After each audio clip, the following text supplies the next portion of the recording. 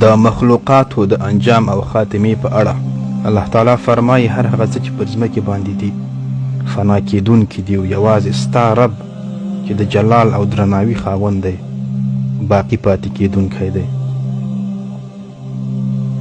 کله چې اسرافیل علیه السلام د لومړي ځل لپاره د سور شپېلۍ پوکړي نو ځمکه به د سختې زلزلې له امله ټوله اواره او برابره شي. د ځمکې ټول اوسیدونکي به هلاک شي. د اوو اسمانونو ټولې ملایکې به مړې شي. تسبیح ویونکي او صف دریدونکي ملایکې به هم ټولې مړې شي. عرش پورته کوونکي او د الله تعالی تمجید او بزرګي بیانونکي فرشتې به هم مړې شي. او څلور مقرب ملایکې یعنی جبرائیل، میکائیل، اسرافیل او ملک الموت علیهم السلام به پاتې شي. الله تعالی به وفرمایي د مرګ ملایکې څوک پاتې دي؟ سره له دې چې الله تعالی ته به د هر څه علم وي، ملک الموت به ورته ووایي ای زما پروردګاره تا ته ښه معلومه ده اسرافیل، میکائیل، جبرائیل او ضعیف او ناچاره بنده ملک الموت پاتې دي. الله تعالی به ورته وفرمایي ورشه جبرائیل ته روح یې قبض کړه. ملک الموت به ولاړه شي او جبرائیل علیه السلام به د سجدې په حالت کې ومومي. بیا به ورته ووایي ای مسکینه ته له هغه څه څخه کوم شي غافله کړی یې؟ د څه شي لپاره چې زه له تا څخه غوښتنه کیږي؟ د آدم ټوله اولاده د دنیا او ځمکې ټول اوسیدونکي مرغان، درندې، حشرات، د ځمکې اوسیدونکي، د عرش او کرسۍ پورته کوونکي او د سدرة المنتهی اوسیدونکي ټول مړه شول. او الله تعالی ما ته امر وکړ چې اوس ستا روح قبض کړم. هغه مهال به جبرائیل علیه السلام وژاړي او په زاریو به الله تعالی ته ووایي یا الهي د زنکدن سختۍ را باندې اسانه کړه. ای پروردګاره چې د جبرائیل غوندې مقرب ملایکې زاری کوي او له الله تعالی څخه غواړي چې د مرګ سختۍ پرې اسانه کړي، په داسې حال کې چې یوه لحظه یې هم د الله تعالی نافرمانی نه ده کړې، نو زموږ بشر، زموږ انسانانو به څه حال وي؟ ملک الموت به جبرائیل علیه السلام ځان ته راټینګ کړي او مړ به پر ځمکه پریوځي. جبار ذات به بیا ووایي ای ملک الموت څوک پاتې دي؟ عزرائیل علیه السلام به ورته ووایي زما پروردګاره میکائیل، اسرافیل او ستا کمزوری بنده ملک الموت پاتې شو.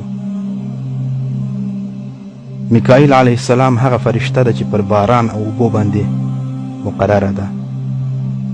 الله تعالی به ووایي ورشه میکائیل ته روح یې واخله او هغه به په داسې حال کې ومومي چې د باران او اوبو انتظار به کوي تر څو هغه پر وریځو باندې توزیع کړي.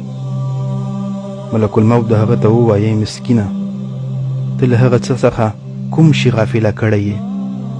د څه شي چې له تا څخه مطالبه کیږي؟ نه د بني آدم، نه د حیواناتو، نه د درندو او نه د حشراتو رزق پاتې شوی دی. د آسمانونو او ځمکو اوسیدونکي ټول مړه شول. د عرش، کرسۍ او ټولو اسمانونو تسبیح کوونکي ملایکې هم مړې شوې. اوس الله تعالی ستا د روح د قبض کولو حکم راته کړی دی.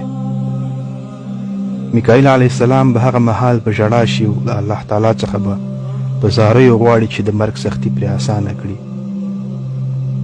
ملک الموت به هغه په غېږ کې راټینګ کړي او په داسې حال کې به مړ پر ځمکه ولویږي چې روح به یې وتلی وي. الله تعالی به بیا ووایي یا ملک الموت څوک پاتې شو؟ عزرائیل علیه السلام به ورته ووایي زما پروردګاره اسرافیل او ستا عاجز بنده ملک الموت پاتې دي. اسرافیل علیه السلام هغه ملایکه ده چې د شپېلۍ پر پکولو مأموره ده. الله تعالی به ووایي ورشه اسرافیل ته روح یې وکاږه. ملک الموت به اسرافیل علیه السلام ته د الله تعالی د امر مطابق ورشي. اسرافیل علیه السلام د ډیر ستر جسامت او لوی بدن فرشته ده. عزرائیل علیه السلام به ورته ووایي ای مسکینه څه چې له تا څخه غوښتل شوي دي له هغو څخه څه شي غافله کړی یې؟ مخلوقات ټول مړه شول او هیڅوک هم پاتې نه شو. اوس الله تعالی حکم راته کړی چې ستا روح واخلم. اسرافیل علیه السلام به ووایي پاک دی هغه ذات چې مخلوقات یې په مرګ سره خاموش کړل. پاک دی هغه ذات چې په بقا سره یې ځان ځانګړی کړ. ای پروردګاره د مرګ سختۍ او تریخوالی راته اسانه کړه. ملک الموت به د اسرافیل علیه السلام هم ځان ته راټینګ کړي او روح به یې واخلي.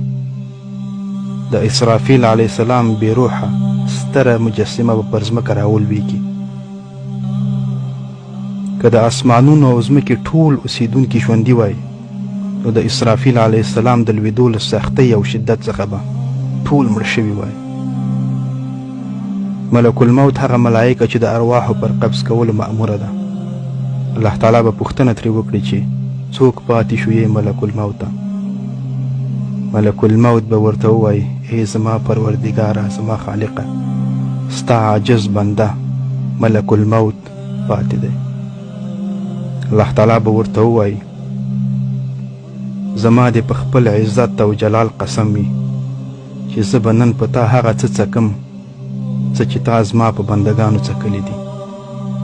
او بیا به ورته ووایي چې د جنت او دوزخ ترمنځ ولاړه شه ومره.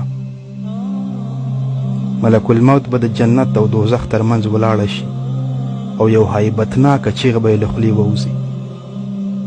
که الله تعالی خپل بندگان مړه کړي نه وای نو ټول به د عزرائیل علیه السلام د چغې له سختۍ او توندوالي څخه مړه شوي وای. بیا به الله تعالی بلا کیفه دنیا ته ور وګوري او به وایي ای دنیا چیرې دي ستا ویالې ونې ودانۍ؟ چیرې دي پادشاهان او د پادشاهانو اولادونه؟ چیرې دي هغه جبارین او د جبارینو اولادونه؟ چیرې دي هغه کسان چې زما رزق به یې خواړه، زما په نعمتونو به یې چړچې کولې او عبادت به یې د نورو کاوه؟ نن ورځ پادشاهي د چا ده؟ هیڅوک به جواب ورنه کړي، هیڅوک. بیا به الله تعالی خپله ووایي الملک لله الواحد القهار. نن پادشاهي د الله تعالی ده، هغه چې یک تنها ذات او قهار دی.